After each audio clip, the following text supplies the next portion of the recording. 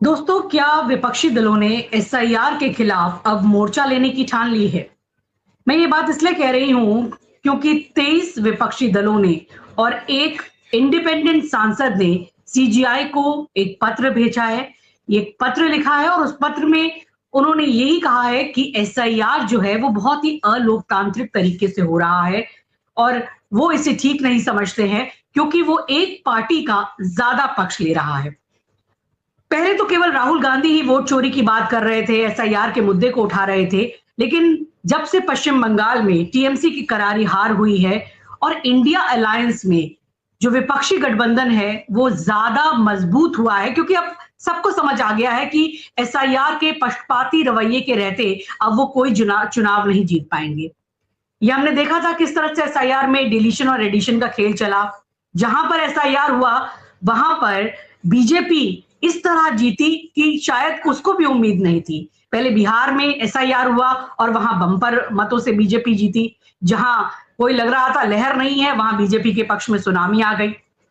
ऐसा ही बंगाल में हुआ, वहां एसआईआर होता है और वहां किसी को ऐसा नहीं लग रहा था कि टीएमसी का इतना बुरा हाल हो जाएगा, लेकिन एक तरह से टीएमसी नेस्तनाबूद हो गई और बीजेपी एकदम वहां पर इतना बड़ा कमल खिल गया।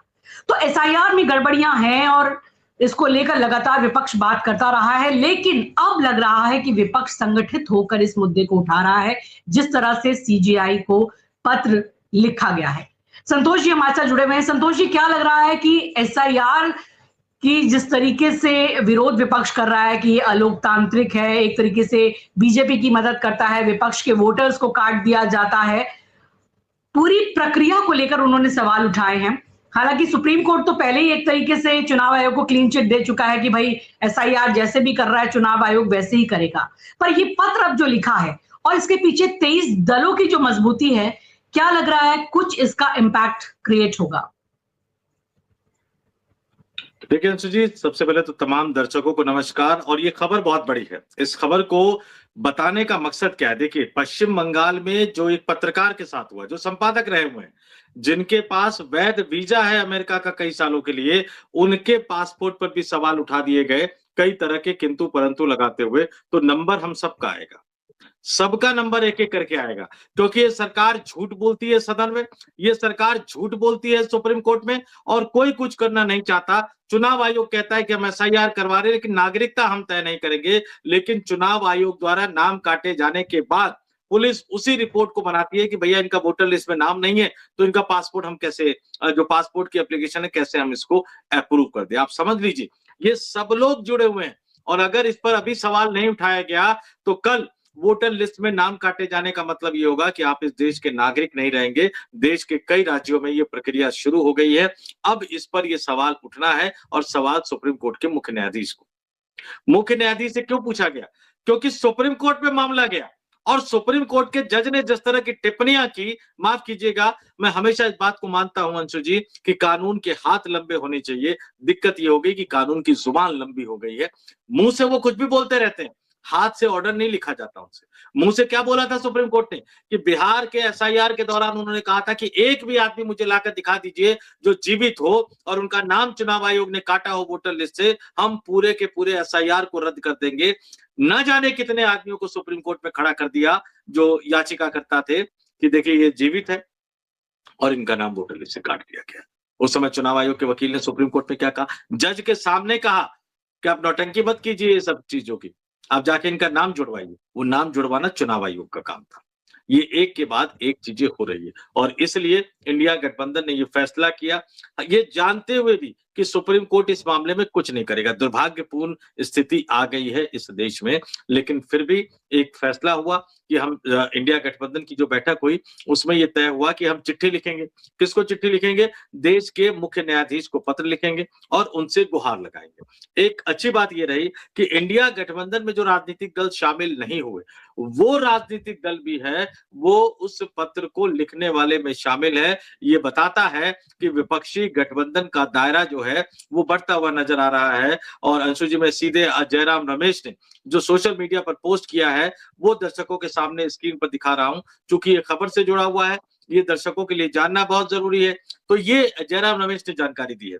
8 जून 2026 को इंडिया गठबंधन की बैठक में 21 राजनीतिक दलों और एक निर्दलीय सदस्य ने भाग लिया, जिसमें भारत निर्वाचन आयोग की यानी चुनाव आयोग की एसआईआर प्रक्रिया तथा चुनावों से जुड़े अन्य मुद्दों पर भारत के माननीय मुख्य न्यायाधीश को एक संयुक्त पत्र भेजने का निर्णय लिया गया। इसी के अनुरूप अब 23 राजनीतिक दलों और एक निर्दलीय सदस्य द्वारा हस्ताक्षरित एक संयुक्त पत्र आज माननीय मुख्य न्यायाधीश को भेजा गया है। विपक्षी दल श्योर सॉलिडरिटी यानी एकजुटता, यूनिटी एकता, रेसिस्टेंस प्रतिरोध पर दृढ़ता से कायम है। 21 राजनीतिक दल बैठक में आए थे अंशु जी 8 जून को और 23 राजनीतिक दलों और एक निर्दलीय सदस्य ने जो है वो पत्र लिखा। और एक और दर्शकों की स्क्रीन पर मैं देना चाहूंगा, वो भी दर्शकों के लिए जानना जरूरी है कि कौन कौन से लोग जुड़े। ये बड़ा दिलचस्प है कि बार बार कहा जा रहा था कि भैया क्या विपक्षी इंडिया गठबंधन टूट गया है, क्या विपक्षी इंडिया गठबंधन बिखर गया है, तो न वो टूटा है न वो बिखरा है। और तृणमूल कांग्रेस के जो सांसद है डेरेक ओब्रायन, जयराम रमेश ने जो हिंदी में लिखा, जो मैंने स्क्रीन पर दिखाया, उसको इंग्लिश में भी लिखा।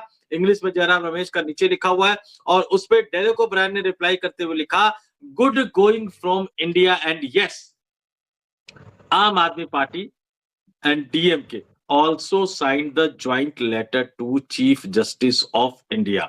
यानी जो आम आदमी पार्टी जो इंडिया गठबंधन की बैठक में नहीं आई थी, डीएमके एमके स्टालिन चूंकि कांग्रेस ने उनका साथ छोड़ के विजय के साथ चले गए थे, वो बैठक में नहीं आए थे। सिर्फ 21 राजनीतिक दल आए थे, लेकिन आम आदमी पार्टी और डीएमके दोनों ने उस पत्र पर हस्ताक्षर किए हैं। जो पत्र जो है वो देश के मुख्य न्यायाधीश को भेजा गया है, जस्टिस सूर्यकांत को भेजा गया है।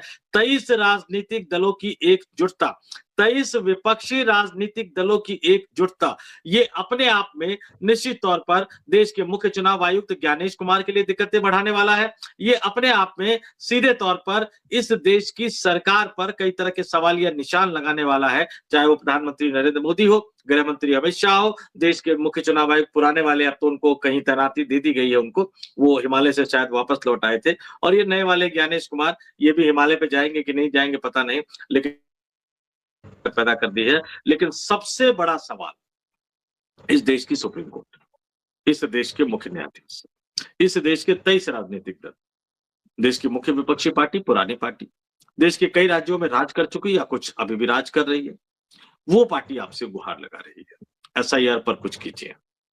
ये नियमों को तोड़ा मरोड़ा जा रहा है, ये चुनावी प्रक्रिया और लोकतंत्र की बुनियादी शर्त को तोड़ा जा रहा है। अब सबकी नजरें जो है अंशु जी वो जस्टिस सूर्यकांत पर बनी हुई है।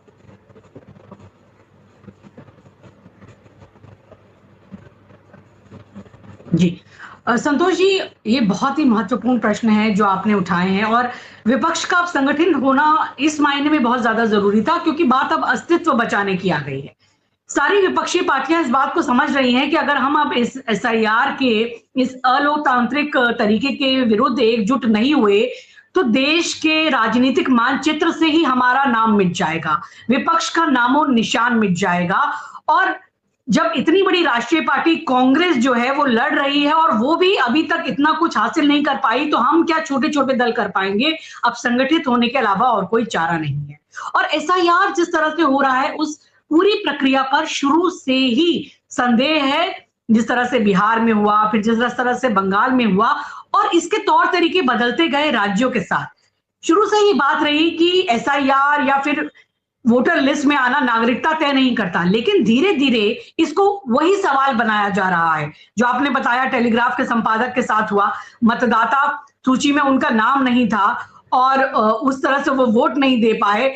उनका नाम ना होने के बाद जब उन्होंने अपने पासपोर्ट रिन्यूअल के लिए भेजा तो पुलिस वेरिफिकेशन में उनका पासपोर्ट रिन्यू नहीं होता है क्योंकि मतदाता सूची में नाम नहीं है। यानी कि इसे नागरिकता का सवाल तो आखिरकार बना ही दिया गया, जो शक था वो तो पूरा हो गया।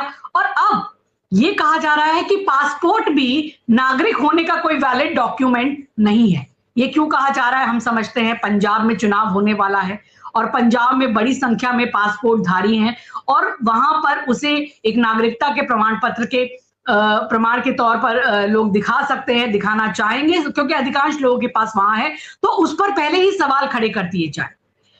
तो इस तरह की जो चीजें हो रही हैं संतोष जी, धीरे धीरे एसआईआर को चोर दरवाजे से, पिछले दरवाजे से कहीं एनआरसी तो नहीं किया जा रहा। यानी बात तो यहां मतदाताओं की है। हमारा जो प्रावधान है वो मतदाताओं को इंक्लूड करने का है, एक्सक्लूड करने का नहीं है। ये नहीं है कि भाई मतदाता अपने कागज दिखा के वो साबित करते फिरे कि हम नागरिक हैं और हम मतदाता हैं। ये तो जो चुनाव आयोग है वो स्वयं उनको बनाता है। ये तो अब कहेंगे कि चुनाव आयोग मतदाताओं को चुन रहा है और जो है वो पार्टी जो है बीजेपी वो अपने मतदाताओं को चुन रही है। तो क्या लग रहा है चोर दरवाजे से ये एनआरसी भी हो रहा है, विपक्ष को राजनीतिक मानचित्र से मिटाने की कोशिश है। संगठित तो हुआ है विपक्ष, क्या लग रहा है जो सीजेआई जिस तरह से अभी करता आया है, टाल मटोल की चीजें और सिलेक्टिव होकर फैसले देना, क्या क्या इस पत्र का कोई असर पड़ेगा या इसके आगे भी कोई और रणनीति विपक्ष को बनाने की जरूरत होगी? देखिए तो जी बिल्कुल आपने सही कहा, न्यायपालिका पे सम्मान है, न्यायपालिका पे बहुत ज्यादा सवाल उठाए नहीं जाते। मैंने कई ऐसे शो किए, हमारे दर्शक कहते हैं कि भैया न्यायपालिका से आप इतने डरते क्यों हैं? भाई न्यायपालिका की अवमानना से डर तो लगेगा। अगर उनको बीजेपी का कोई नेता निशिकांत दुबे टाइप का कुछ भी कह दे तो कहते हैं कि नहीं नहीं हम इतनी जल्दी आहत नहीं होते हैं। तो निशिकांत दुबे कुछ भी कह दे उनको दिक्कत नहीं होती, अनुराग ठाकुर कुछ भी कह दे उनको दिक्कत नहीं होती, लेकिन एक पत्रकार कुछ कहे तो उसको सो मोटो ले लेते हैं। वो चंडीगढ़ के शायद वो पत्रकार हैं। तो भैया सुप्रीम कोर्ट से डर तो सबको लगता है, सही बात है, लेकिन उसके बावजूद भी हम ये कहेंगे कि जज साहब अपनी जुबान को लंबे मत कीजिए, अपने हाथ को लंबे कीजिए, और जो टिप्पणियां आप करते हैं उन टिप्पणियों को आपके फैसलों में भी आना चाहिए, नहीं तो सवाल उठेंगे, बार-बार उठेंगे, लगातार उठेंगे। मीनाक्षी नटराजन के मामले में कांग्रेस ने सीधे-सीधे सुप्रीम कोर्ट पर सवाल उठाया है, और जब आप कोई रास्ता नहीं छोड़ेंगे तो आगे जाके ये तमाम विपक्षी दल भी सवाल उठाएंगे। क्यों? वैसे ये सवाल मैं आपको बता दूं कि ये विपक्षी दलों का नहीं है। आप चुनाव लड़िए, जीत जाइए, मोदी हो कोई भी हो प्रधानमंत्री बने रहिए, लगातार बने रहिए, कौन ऐतराज करता है? इस देश की जनता ने नेताओं को सर आंखों पर बिठाया। आप भले ही 52 से गिनती करें, लेकिन उससे देश की आजादी से पहले भी चुनाव हुए थे। जवाहरलाल नेहरू आजाद भारत के पहले प्रधानमंत्री 47 से 64 तक रहे। 64 से 66 लाल बहादुर शास्त्री रहे, अगर उनकी दुर्भाग्यपूर्ण मृत्यु ना हुई होती तो आगे भी प्रधानमंत्री रहते।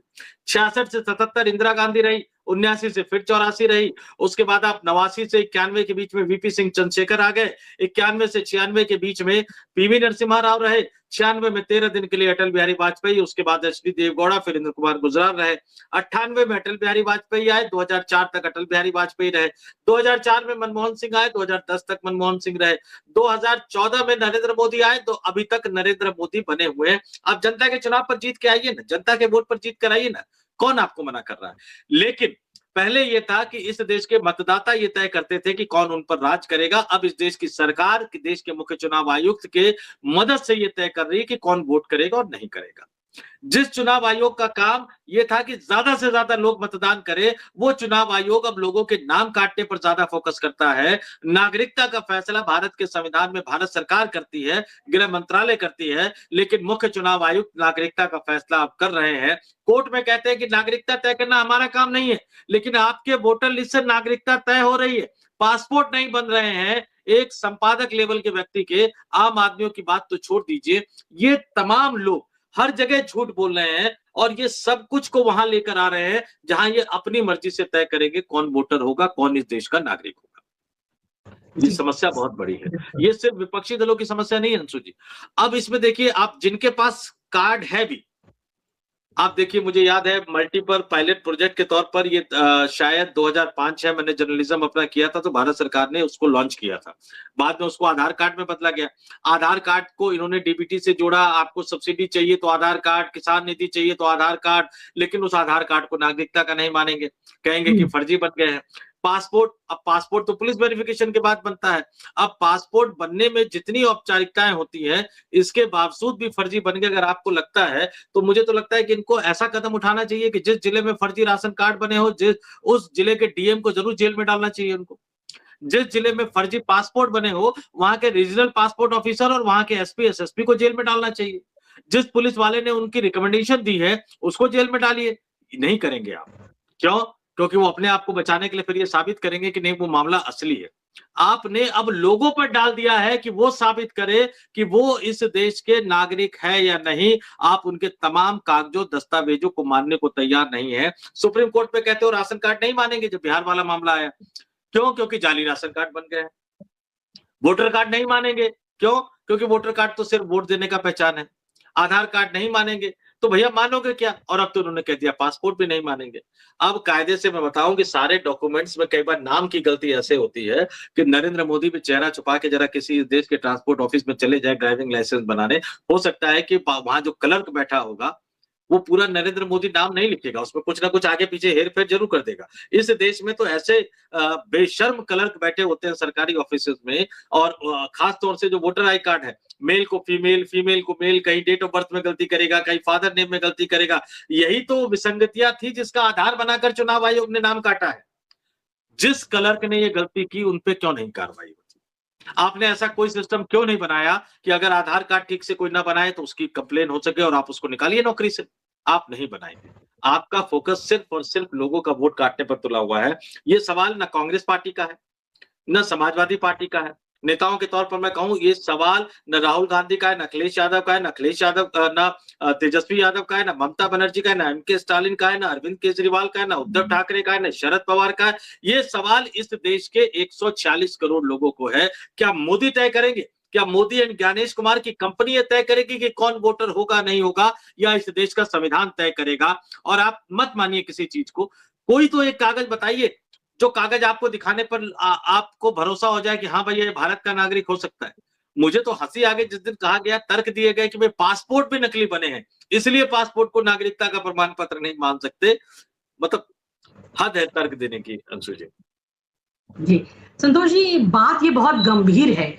इसको इस तरह से हँसी मज़ाक या इस तरीके से हल्के में नहीं लिया जा सकता, क्योंकि बात यहाँ पर एसआईआर के नाम पर नागरिकता की आ गई है, लोगों के लोकतांत्रिक अधिकारों की आ गई है, और जिस तरह से कोर्ट सारे मामलों को देख रहा है और हम फैसले देख रहे हैं, लोगों को तो यही लगेगा कि भले ही विपक्षी दल सीजीआई को चिट्ठी लिख रहे हैं, पर चिट्ठी लिखने से भी होगा क्या? क्योंकि पश्चिम बंगाल में हुआ 27 लाख वोटर्स के जो नाम कट गए, उनको वोटर्स वोट देने का हक नहीं मिल पाया, और कोर्ट ये कहता है कोई बात नहीं, इस बार वोट नहीं दे पाए तो अगली बार दे लेना। यानी वोटर के अधिकार की कीमत क्या है? इस बार नहीं दे पाए तो अगली बार दे देना। और जो अपील के लिए जो बनाए गए थे ट्राइब्यूनल्स वगैरह, जो कोर्ट के द्वारा ही बनाए गए थे, उसमें सब तथ्य पता भी होगा लोगों को, और वो कितना आश्चर्यजनक तथ्य है कि 27 लाख लोगों में से शायद 4 या 5 हजार ही मामले जो थे वो उन पर सुनवाई हो सकी, और वो फाइनल उन पर मुहर लगी और सुनवाई हुई। यानी 5,000 केसेस में से 98% सही थे, वो सही पाए गए कि वो वोटर थे। और उसके बाद ये बात आई कि अगर वो 27 लाख चेक हो जाते, अगर वो पूरे नाम, अगर जल्दी काम हो जाता, तो उसमें से भी अगर 5,000 में से 97% सही थे, तो 27 लाख में भी सही होते। यानी आपने कितने वैलिड लोगों को मतदान नहीं करने दिया, और आप अब इसे नागरिकता का सवाल बना रहे हैं। यहां पर पूछने वाली बात यह है संतोष जी, कि जब कोर्ट ऐसी बात कर रहा है कि इस बार आप वोट नहीं दे पाए तो अगली बार दे देना, जो हमारे चुनाव आयुक्त है उनको सरकार बाद में इनाम इकराम देती है। हमने आज ही खबर देखी है कि कैसे जी भाई, एक जो पूर्व है आयुक्त, तो उनको एचडीएफसी बैंक का चेयरमैन बना दिया गया है। मतलब प्राइवेट बैंक, पहले तो सरकारी ओहदे दिए जाते थे, अब आप जो प्राइवेट सर्किट है, जो अपनी स्वायत्तता से काम करना चाहते हैं, उसमें भी आप इस तरीके से घुसा रहे हैं। तो ये तो किस हद तक आप एक निजी क्षेत्रों की भी स्वायत्तता को प्रभावित करने का काम कर रहे हैं, और वहां पूर्व चुनाव आयुक्तों को चेयरमैन बनाया जा रहा है। तो लोग तो ये समझ रहे हैं कि यहां पर काम कैसे हो रहा है। ऐसे में क्या केवल मात्र सीजीआई को लेटर लिख देने से बात बन जाएगी संतोष जी? देखिए, एचडीएफसी का जिक्र है, इससे पहले जो वहाँ जिम्मेदारी संभाल रहे थे उन्होंने कई तरह की गड़बड़ घोटाले की बात वहां पे कही थी, इस वजह से उन्होंने इस्तीफा दिया था। अब ये जो गए हैं ये तो ऑलरेडी बदनाम है देश के मुख्य चुनाव आयुक्त के तौर पर, तो क्या करेंगे? अब एचडीएफसी के जो खाता धारक है, कुछ कह नहीं सकते कि भैया उनका भगवान ही मालिक है। वो अर्थव्यवस्था से जुड़ा एक बड़ा मसला है, और देश का जो बड़े प्राइवेट बैंकों में शामिल है वो। एक बात आप समझ लीजिए कि अब शायद विपक्षी राजनीतिक दलों को ये चिट्ठी पत्री लिखने से थोड़ा-सा आगे बढ़ना होगा, और थोड़ा-सा जी आगे जी। बढ़ना होगा। मैं कैसे कहता हूँ इस चीज को, आप ये समझिए, कांग्रेस के इतिहास के पैटर्न को समझिए क्या था। कांग्रेस का गठन 1885 में हुआ। आजादी से पहले कांग्रेस को हम 3 दौर में बांट सकते हैं। पहला दौर था 1885 से लेकर 1905-1906 तक। क्या करती थी कांग्रेस? चिट्ठियां भेजा करती थी वायसराय को, अंग्रेजी अधिकारियों को, ब्रिटेन की सरकार को, महारानी को, और वो कुछ ना कुछ सहूलियतें मांगा करती थी। उसके बाद वो जमाना आ गया लाल बाल पाल, और फिर वो जमाना आया जो गरम कांग्रेस, वो नरम कांग्रेस से वो गरम कांग्रेस हो गई। जब गरम कांग्रेस हुई, जब एग्रेसिव कांग्रेस हुई, तो अंग्रेजों को थोड़ा सा डर लगने लग गया। क्यों? क्योंकि अब वो डिमांड ऐसी उठा रहे थे जो कहीं ना कहीं भारत के लोगों को अपील कर रहा था, वो डर होने लग गया। फिर दौर आया 1516 के बाद महात्मा गांधी का, और 1947 तक महात्मा गांधी का दौर चला। महात्मा गांधी ने क्या किया? उन्होंने नरम और गरम उन दोनों की चीजों को अपनाया।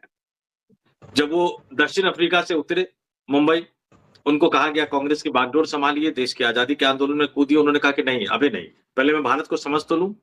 और उसके बाद वो तीसरे दर्जे में पूरे भारत की यात्रा पर निकल पड़े। भारत को समझा उन्होंने, और भारत को समझने के बाद उन्होंने अपने कपड़े एक तरह से उतार दिए। जो ब्रिटेन के प्रधानमंत्री ने अदनंगा फकीर कहा था, भारत को समझने के बाद कोई भी इस तरह के ऐशो आराम में रह ही नहीं सकता। हाँ, मोदी जी रह सकते हैं, उनकी एक दूसरी चीज है। तो उसके बाद उन्होंने वो कर दिया।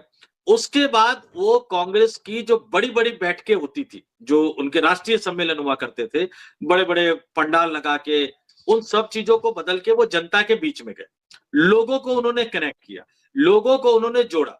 जब उनको लगा कि अंग्रेजों को सबक सिखाने की जरूरत है, तो सभी ने अवज्ञा आंदोलन भी लेकर आए, असहयोग आंदोलन भी लेकर आए, और भारत छोड़ो आंदोलन भी लेकर आए, जिसके बाद अंग्रेजों को यहां से जाना पड़ा। जब उनको लगा कि नहीं, अब थोड़ी सी नरमी बरतनी चाहिए, तो विश्व युद्ध के समय पर उन्होंने अंग्रेजों का एक तरह से साथ भी दिया था। कई बार चौरी चौरा कांड के बाद उन्होंने अपना आंदोलन वापस भी लिया था। ये तमाम चीजें उन्होंने की। आज विपक्षी राजनीतिक दलों को महात्मा गांधी के उस दौर को याद करना पड़ेगा। लोग कहावतें कहते हैं महात्मा गांधी, मजबूरी का नाम महात्मा गांधी, एक गाल थप्पड़ मारे तो दूसरा गाल आगे कर दो, ये कहावतें हैं। हकीकत यही है कि महात्मा गांधी ने जो दृढ़ इच्छा शक्ति दिखाई, शायद आज विपक्षी राजनीतिक दलों को जरूरत है। क्यों अरविंद केजरीवाल कोर्ट में जाते हैं तो कहते हैं कि मुझे जमानत दे दो? हाँ, क्यों राहुल गांधी कोर्ट में जाते हैं तो कहते हैं कि मुझे जमानत दे दो? क्यों वो जमानत लेते हैं? वो इस देश का हर विपक्षी राजनीतिक दल, और कुल मिलाकर मैं आपको बता दूं 14, 15 या 16 करोड़, 14 करोड़ है शायद, भारतीय जनता पार्टी के सदस्य हैं। ये तमाम राजनीतिक दल को अगर मिला लिया जाए तो इनके 20-22 करोड़ के आसपास इनके सदस्य हो सकते हैं। तो ये 20-22 करोड़ सदस्य जो हैं वो किस लिए बैठे हुए हैं? इन तमाम राजनीतिक दलों को मिला लिया जाए तो शायद इनके पास 25-30 हजार से ज्यादा वकीलों की फौज होगी। अंशु जी, 25-30 हजार से ज्यादा वकीलों की फौज किस लिए बैठे हुए? मैं बार बार कहता हूं, बहुत ज्यादा चीजों को लगाने की जरूरत नहीं है। आज कई राज्यों में कई पत्रकारों पर मुकदमे चल रहे हैं, कई नेताओं पर मुकदमे चल रहे हैं, विपक्षी नेताओं पर। आप मैन टू मैन मार्किंग कीजिए, कितने जज है सुप्रीम कोर्ट और हाई कोर्ट मिला के, और केंद्र सरकार में कितने आईएएस, आईपीएस और आईआरएस अधिकारी काम कर रहे हैं। ज्यादा से ज्यादा इसका आंकड़ा होगा अंशु जी, या राज्य सरकारों को भी अगर मैं जोड़ लूं, भाजपा शासित राज्यों को, तो 5000 के आसपास। ज्यादा से ज्यादा कह रहा हूं, आप 5000 नेताओं की ड्यूटी लगाइए, पवन खेड़ा की तरह मैन टू मैन मार्किंग कीजिए, एक एक करके लोगों की पोल खोलिए, चाहे वो आईएएस अधिकारी हो, आईपीएस अधिकारी हो, आईआरएस अधिकारी हो, सुप्रीम कोर्ट का जज हो, हाई कोर्ट का जज हो, और उसके खिलाफ जब मानहानि का मुकदमा दर्ज होगा तो उसके साथ एक व्यक्ति के साथ 10 वकीलों की फौज लगाइए जो ऊपर से नीचे तक उसका केस लड़े। जिस दिन ये डर पैदा होने लगेगा ना पोल खुलने का, 2-4 लोग ही हिम्मत कर पाएंगे। जिस दिन ये पता लगेगा कि किसके बेटे बेटी को क्या मिल रहा है, किसकी बहू को क्या मिल रहा है, कौन विदेश में छुट्टियां मनाने जा रहा है, किसकी तनख्वाह से ज्यादा बड़ी उसकी कोठी और बंगले बन रहे हैं, ये तमाम चीजें जब निकल के आएगी तो 1 महीना, 2 महीना, 3 महीना, 6 महीना, लेकिन लोगों को डर लगेगा। लेकिन ये करने के लिए आपको महात्मा गांधी जैसा दृढ़ इच्छा शक्ति जो है वो अपने अंदर पैदा करनी होगी। और ये राहुल गांधी हो, अखिलेश यादव हो, जितने तमाम नेता हैं, इन सबको शायद वो आगे करना पड़ेगा। चिट्ठी लिख दी आपने, बहुत अच्छी बात है, लेकिन ये वो भी जानते हैं कि कुछ नहीं होगा, ये हम भी जानते हैं कि कुछ नहीं होगा, हमारे दर्शक भी जानते हैं कुछ नहीं होगा। राजनीतिक लड़ाई जमीन पर लड़ी जाती है, राजनीतिक लड़ाई सड़कों पर उतर कर लड़ी जाती है। आप अदालतों के चक्कर काटिए, लड़ते रहिए, लेकिन सड़कों पर उतर कर भी आपको लड़ना पड़ेगा। अगर नहीं लड़ पाएंगे तो इसका कोई फायदा नहीं होगा। जी जी, बड़ी बात कही आपने संतोष जी की चिट्ठी पत्री लिखने का वो दौर चला गया है। जरूर इससे एक संदेश गया है कि विपक्षी दल एकजुट हुए हैं। 21 से बढ़कर आंकड़ा उनका जो है वो 23 दलों का बन गया है। डीएमके और आप जैसी पार्टियां भी इसमें सामने आ गई हैं, क्योंकि सर्वाइवल का इसमें सवाल है और जो निर्दलीय सांसद है वो भी सामने जुट गए हैं। तो ये एकता जरूर दिखाता है, लेकिन इस चिट्ठी पत्री से अब इस देश में बहुत कुछ होने वाला नहीं है, ये जनता भी समझ रही है। क्योंकि जिस तरह से रोज पर्चे लीक हो रहे हैं, जब हम बात कर रहे हैं तो आज भी खबर है कि राजस्थान में पैरामेडिकल के जो पर्चे लीक हुए थे उसको लेकर बहुत हो हल्ला हंगामा मचा है और छात्रों ने बहुत ज्यादा इसको लेकर गुस्सा दिखाया है। तो इस तरीके की तस्वीरें दिख ही रही हैं। और एसआईआर जो पूरा जिस तरीके से हो रहा है वो सिर्फ ना चुनाव जीतने की चीजें हैं, उसके पीछे आप एक गहन, मैं कहूंगी कि एक सोच, षड्यंत्र और साजिश को भी महसूस कीजिए कि जिन जिन राज्यों में एसआईआर हो रहा है वहां चुनाव जीते जा रहे हैं और उसके बाद वहां मनमाफिक वहां पर निर्णय किए जा रहे हैं। अभी पश्चिम बंगाल में ओबीसी, कितने ओबीसी को लिस्ट से निकाल दिया गया, 100 से ज्यादा, और उसके अलावा यूसीसी वहां पर लाने की तैयारी है। और यही चीजें अब पंजाब में, उत्तराखंड में, अब यूपी में भी चुनाव होने वाला है और एसआईआर के जरिए हर जगह चुनाव जीतने की तैयारी है। और पहले ही पार्लियामेंट में भी खरीद फरोख्त के सहारे या जो भी कहें, सांसदों को तोड़ने के सहारे डिलिमिटेशन को लाने की तैयारी है। तो अब जो राहुल गांधी बात कर रहे हैं रेजिस्टेंस की, सड़कों पर आने की, अब वो भी हथियार या वो भी इन जो टूल्स हैं उनका इस्तेमाल करने का मौका आ ही गया है। एक कॉकरोच पार्टी तो बैठी हुई है, हालांकि उनके हम मोडस ऑपरेंडी या उनके सोच के बारे में कुछ भी कहें, लेकिन मुद्दा तो सही है कि जो भ्रष्टाचार है, जिस तरीके से ये सरकार अलोकतांत्रिक तरीके से काम कर रही है, लोगों के मताधिकार छीने जा रहे हैं, विपक्ष को खत्म किया जा रहा है और एक वन पार्टी वन नेशन की तरफ देश को धकेला जा रहा है, तो ये गंभीर बात है। और इसके लिए देश को, लोगों को, विपक्षी दलों को, सभी को संगठित होकर सड़कों पर आकर अपनी आवाज बुलंद करनी होगी। शायद यही एक रास्ता दिखता है। तो इस चर्चा को हम यहीं खत्म करेंगे। दर्शकों, अगर आप भी इस मसले को लेकर कुछ सोचते हैं और आपको लगता है इसका समाधान आखिर किसमें है, क्या केवल चिट्ठी पत्री लिखने से काम चलेगा या देश के नागरिकों को अब इससे आगे बढ़कर सोचना पड़ेगा, विपक्षी दलों को आगे बढ़कर सोचना पड़ेगा, तो आप अपनी राय हमें कमेंट बॉक्स पर जरूर लिखकर भेजिए। और ये चैनल अगर आपने सब्सक्राइब नहीं किया है तो जरूर सब्सक्राइब कीजिए, अपने दोस्तों के साथ शेयर कीजिए, ताकि हम इसी तरह ये निर्भीक पत्रकारिता अपनी जारी रख सके। नमस्कार। नमस्कार।